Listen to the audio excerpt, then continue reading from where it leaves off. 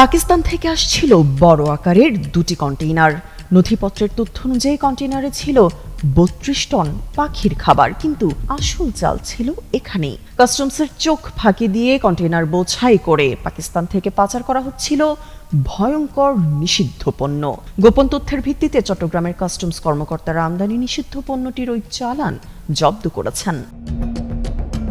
বৃহস্পতিবার এক বিজ্ঞপ্তিতে চট্টগ্রাম কাস্টমস জানায়, চট্টগ্রামের কোরবানীগঞ্জের মেসার্স আদিব ট্রেডিং এই চালানটি আমদানি করে। আমদানি নথিতে ৩২ টন পাখির খাবার আমদানির তথ্য ছিল। ২ কন্টেইনারের চালানটি চট্টগ্রাম বন্দরে নামানো হয় গত ৯ অক্টোবরের পর খালাসের জন্য বেসরকারি ডিপো সাবের আহমেদ টিম্বার কোম্পানি লিমিটেডে নেওয়া হয়।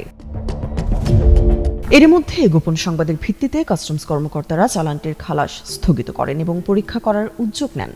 ২২ অক্টোবর কন্টেইনার দুটি খোলা হয়।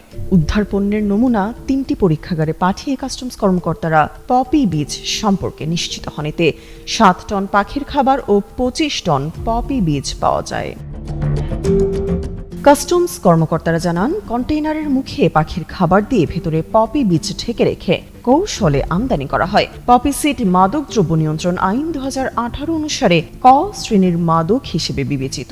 আমদানি নীতি ২০২১-২৪ অনুসারে আমদানি নিষিদ্ধ পণ্যের তালিকায় অন্তর্ভুক্ত রয়েছে পপি বীজ। তবে দেশে পপি সিডকে পোস্তদানা মশলা হিসেবে রান্নায় ব্যবহার করা হয়।